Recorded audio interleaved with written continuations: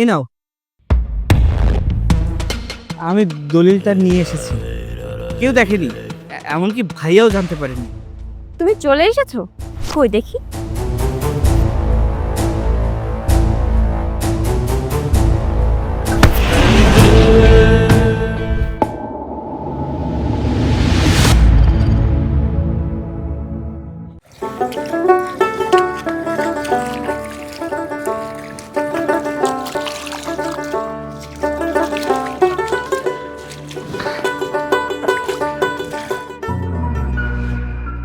কি অবস্থা ম্যানেজার সাহেব? আমি তো এখনো পর্যন্ত কোনো আপডেট পেলাম না। জমিটা কি আমাদের নামে হলো? না ম্যাম, এখনো কনফার্ম করতে পারিনি। তবে জমিতে দেখছি দুটা ছেলে কাজ করছে। ওদের সাথে কথা বলে দেখছি কতদূর কি করা যায়। দেখুন, যে কোনো মূল্যে আমার জমিটা দরকার। আপনি খুব ভালো করেই জানেন কোম্পানির জন্য জমিটা কতটা প্রয়োজন। আপনি কোনো চিন্তা করবেন না ম্যাম, আপনি আমার উপর ছেড়ে দিন। ওকে।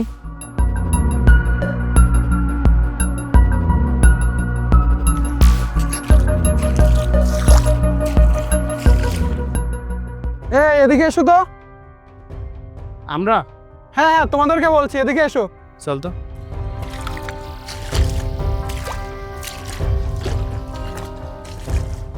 জি বলুন। আচ্ছা, এই জমিটা কি তোমাদের নাকি তোমরা এখানে কাজ করছো? হ্যাঁ সাহেব, এই জমির মালিক আমরা আমাদের জমিতে কাজ করছিলাম। তোমাদের এই জমিটা আমার অনেক পছন্দ হয়েছে। এই জমিটা আমি কিনতে চাই। এখানে অনেক বড় কোম্পানি হবে। আর সব থেকে বড় কথা হচ্ছে বাজার দামের থেকে অনেক বেশি দেবো তোমাদের জমির দাম। ভাইয়া, উনি সব কি বলছেন? আমাদের জমি ওনার কাছে বিক্রি করতে যাবো কেন? আচ্ছা তুই চুপ কর, আমি দেখছি। শুনুন ভাই, আমরা আমাদের জমি বিক্রি করব না। আপনি টাকার কথা বলছেন না, আমাদেরকে কোটি টাকা দিলেও এই জমি বিক্রি করব না, কারণ এটা আমাদের পৈতৃক জমি। এই জমিতে চাষবাস করে আমরা খাই।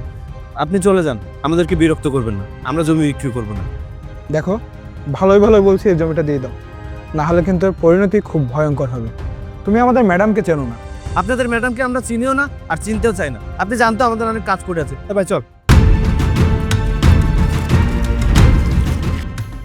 ভাইয়া, তুমি একদম উচিত জবাব দিয়েছো। আমাদের জমি আমরা বিক্রি করব না, কোনোভাবেই না। হ্যাঁ, ওইটা আমাদের পৈতৃক সম্পত্তি, বাবার রেখে যাওয়া শেষ সম্বল। ওইখানে চাষবাস করে আমরা খাই, ঠিক মতো কাজ করতে হবে, বুঝলি? তুমি কোনো চিন্তা করো না, আমাদের যে জমি আছে আমরা দু ভাই সেটাকে দেখে শুনে রাখবো। নে ধর। হ্যাঁ, তোর ধরে ফেলিস না।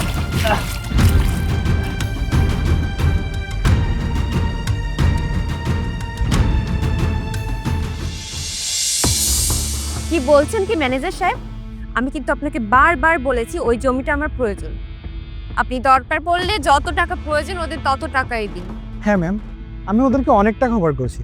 ওই জমিটার মালিক দুই ভাই। বড় ভাই যে সে বলেছে সে নাকি কোটি টাকা দিলেও ওই জমিটা বিক্রি করবে না। আর ছোট ভাই কি বলেছে? না, ছোট ভাই তেমন কিছু বলেনি। ছেলেটা বেশ চুপচাপ স্বভাবের, কিন্তু তারা জমিটা দিতে রাজি হচ্ছে না। ঠিক আছে, আপনাকে এত চিন্তা করতে হবে না। ওই জমিটা কি করে আমার নামে করতে হয় সেটা আমার খুব ভালো করেই জানা আছে। আপনি শুধু আমার গ্রামে যাওয়ার ব্যবস্থা করেন। আপনি গ্রামে যাবেন? হ্যাঁ, গ্রামে যাব, তবে গ্রামে একটা সাধারণ মেয়ে হয়ে।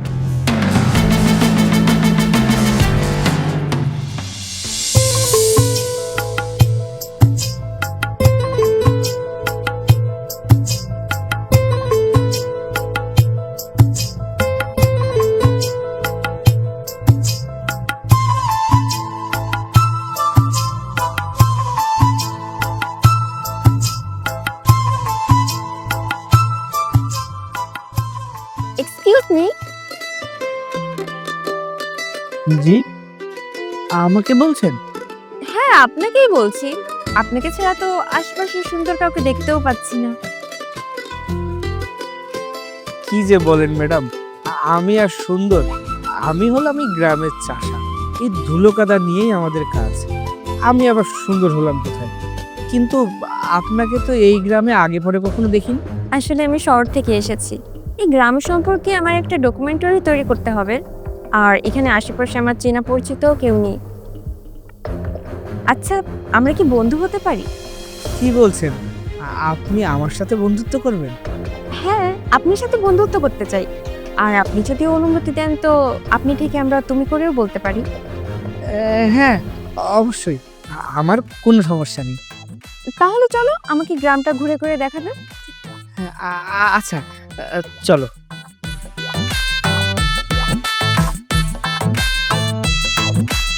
চলো।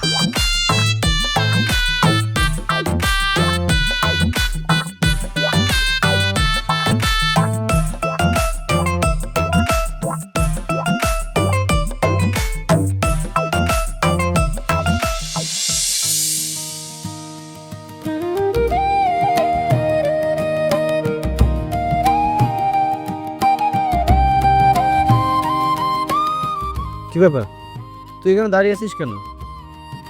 আচ্ছা, সকালে দেখলাম একটা মেয়েকে নিয়ে ঘোরাফেরা করছিস, কি মেয়েটা? কি করে চিনবে ভাইয়া? ও তো এই গ্রামে থাকে না, শহর থেকে এসেছে।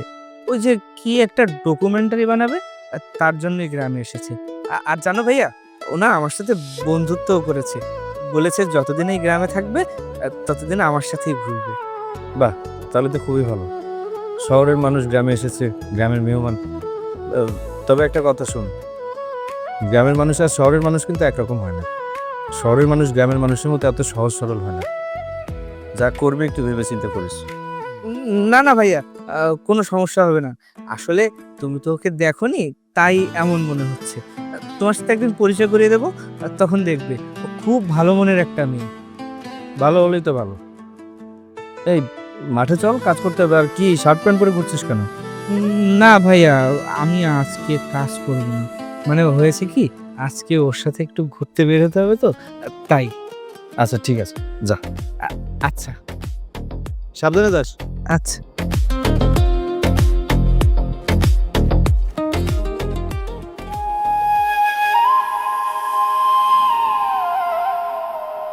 তারপর বলো, আমাদের গ্রাম কেমন লাগছে? গ্রাম তো ভালোই লাগছে, সেই সঙ্গে গ্রামের এই সাদামাটা মানুষটাকেও ভালো লাগছে। মানে কি বলছো তুমি? তোমার কি মাথা ঠিক আছে? হ্যাঁ, আমার মাথা একদমই ঠিক আছে। আমি যা বলছি একদমই সত্য বলছি। আসলে আমি তোমাকে পছন্দ করে ফেলেছি প্রথম দেখাতেই। আমার মনে হয় যে আমি তোমাকে ছাড়া বাঁচবো না। তুমি যদি চাও যে শহর থেকে আমাকে গ্রামে এসেও থাকতে হবে, আমি তাতেও রাজি। ঠিক আছে, তুমি যদি সত্যি আমাকে ভালোবেসে থাকো তাহলে আমি তোমাকে ফিরিয়ে দেব না। কিন্তু তার আগে তোমাকে আমার ভাইয়ের সাথে দেখা করাতে চাই। আমার ভাইয়ের সাথে তোমাকে পরিচয় করিয়ে দিতে চাই। তাতে কোনো সমস্যা নেই, কিন্তু আপাতত আমাদের সম্পর্কের কথা, মানে আমি যে তোমাকে ভালোবাসি, এটা তোমার ভাইকে বলার দরকার নেই। আচ্ছা ঠিক আছে, বলবো না। তাহলে চলো এক্ষুনি আমার ভাইয়ের কাছে চলো। এখনই? হ্যাঁ এক্ষুনি। ভাইয়া হয়তো এখন মাঠে কাজ করছে। এখন চলো, গেলে ভাইয়ের সাথে দেখা হয়ে যাবে। ঠিক আছে।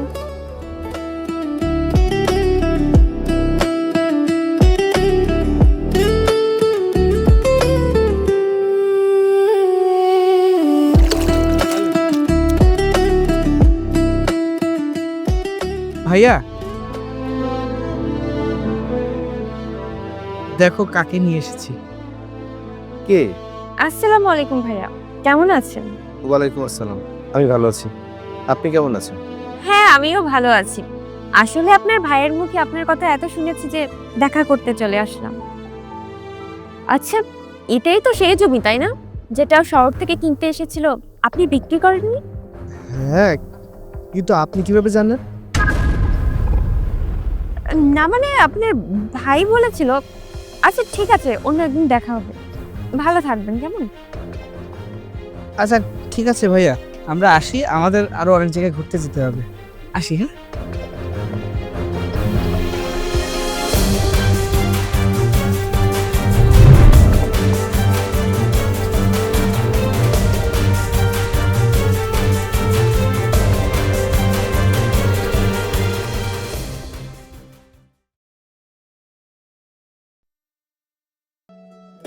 আচ্ছা, অনেক দিন তো হয়ে গেল, তুমি কিছু একটা বলবে বলবে ভাবছিলে।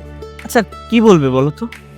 দেখো, আমরা বিয়ে করব, আমাদের একটা সংসারও হবে, এইসব নিয়ে একটু দুশ্চিন্তা করছিলাম।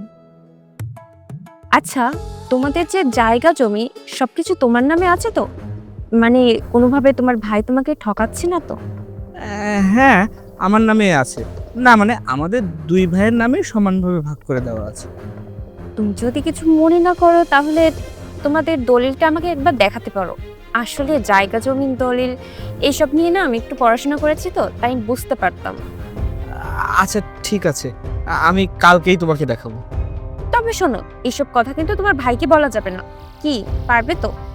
হ্যাঁ আমি পারবো, তুমি যেহেতু বলছো আমি অবশ্যই পারবো। ঠিক আছে, আমি কালকেই দলিলটা নিয়ে আসবো। আচ্ছা ঠিক আছে, এই বিষয়ে যেন তোমার ভাই কিছু না জানতে পারে। ঠিক আছে।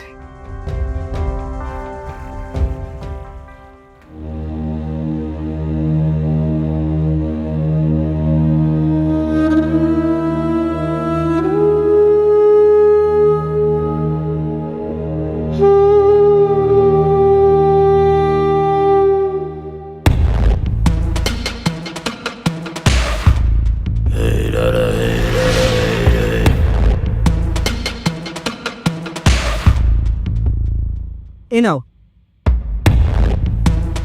আমি দলিলটা নিয়ে এসেছি। কেউ দেখেনি, এমনকি ভাইয়াও জানতে পারেনি। তুমি চলে এসেছো? কই দেখি।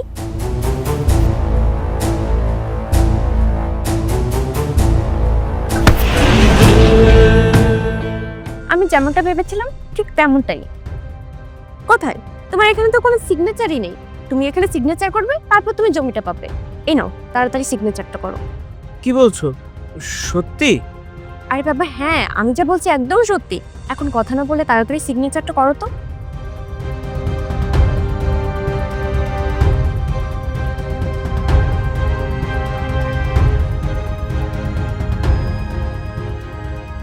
এ কি, কোথায় যাচ্ছ তুমি?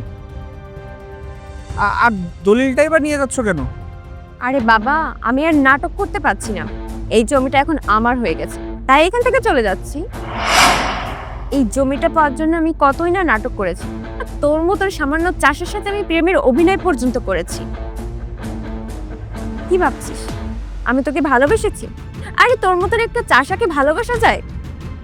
মনে আছে শহর থেকে একটা লোক এসেছিল, ওইটা আমারই ম্যানেজার ছিল। তোরা তো জমিটা বিক্রি করলি না, তাই এই ছোট্ট নাটকটা। জমিটা তখন বিক্রি করলেন, জমির বদলে টাকা পেতিস। এখন না পেলি টাকা আর না পেলি জমি, থাক। এই যে ম্যাডাম, আমরা গ্রামের মানুষ, লেখাপড়া খুব একটা জানি না, কৃষক, মাঠে ঘাটে কাজ করি। কিন্তু আপনি তো শহর থেকে এসেছেন, শিক্ষিত, ধনী, চেক করে দেখলেন না দলিলটা আসল নাকি জাল? তার মানে তুই এসব কি বলছিস? মানেটা আমি বলছি, তোমার হাতে যে দলিলটা দেখছো ওটা নকল। আর ভাইয়াই আমাকে নকল দলিলটা তোমাকে দিতে বলেছিল। কেন দিতে বলেছিল জানো? কারণ ভাইয়া তোমাকে আগে থেকেই চিনতে পেরে গিয়েছিল। ভাইয়া দেখো, ও অন্য সব মেয়ের মতো না। আর তাছাড়া শহরে থাকলে যে সবাই একই রকম হবে এমন তো কোনো কথা নেই ভাইয়া। ও খুব ভালো মেয়ে ভাইয়া। ভালো মেয়ে না? আমি ওর ব্যাপারে খোঁজ নিয়েছি। তুই ওর সাথে যেদিন থেকে মেলামেশা শুরু করেছিস আমি ওর ব্যাপারে ভালো করে খোঁজ নিয়েছি। আমি জানতে পারলাম যে শহরের বিশিষ্ট শিল্পপতি জুয়েল মল্লিকের একমাত্র মেয়ে। আর যে লোকটা আমাদের কাছে জমি কিনতে এসেছিল না, ওর ম্যানেজার। তোর সাথে যেগুলো করছে সবই সাজানো নাটক, সবই জমিটা পাওয়ার জন্য।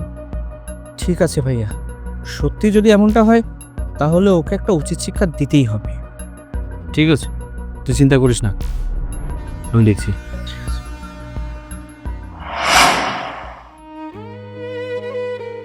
ম্যাডাম, কথায় আছে না, চোরের 10 দিন আর গৃহস্থের 1 দিন। আজকে আপনার দিন না, আজকে আমাদের দিন। আপনি হয়তো আগে পরে অনেক মানুষকে এভাবে ধোকা দিয়েছেন, কিন্তু আজ আপনি নিজেই ধোকা খেয়ে গেলেন। আপনি চেয়েছিলেন আপনি ধোকা দিয়ে আমাদেরকে বোকা বানাবেন, কিন্তু আপনিই বোকা বনে গেলেন। আজকে জীবনের আদালতে কাঠগড়ার আসামি হয়ে আপনি দাঁড়িয়ে আছেন, আর আমরা আপনার সামনে বিচারক হয়ে দাঁড়িয়ে আছি। হ্যাঁ ভাইয়া, তুমি ঠিকই বলেছো, কিন্তু আমরা ওর সাথে এত কথা কেন বলছি? ওকে এক্ষুনি পুলিশ ডেকে ধরিয়ে দেওয়া উচিত। ধোকা দেওয়ার শাস্তি কতটা ভয়ঙ্কর হতে পারে সেটা ওকে বুঝিয়ে দেওয়া উচিত। না, তার আর দরকার নেই, পুলিশে দিতে হবে না। আমরা আজকে যে শিক্ষা দিয়েছি উনি সারা জীবন মনে রাখবেন। উনি আজকে জীবনের আদালতে কাঠগড়ার আসামি হয়ে দাঁড়িয়ে আছেন। I am really sorry. আমি বুঝতে পারছি যে আমার ভুল হয়েছে। আসলে আমার এরকমটা করা উচিত হয়নি। আর আমি আপনাদের কথা দিচ্ছি, আমি এরকম কাজ কখনো করব না। আপনি যদি আসলে আপনার ভুলটা বুঝতে পারেন তাহলে ঠিক আছে, আপনাকে ক্ষমা করে দিলাম, যান। কিন্তু জীবনে আর এমন ভুল কখনোই করবেন না, মনে থাকে যেন। যান।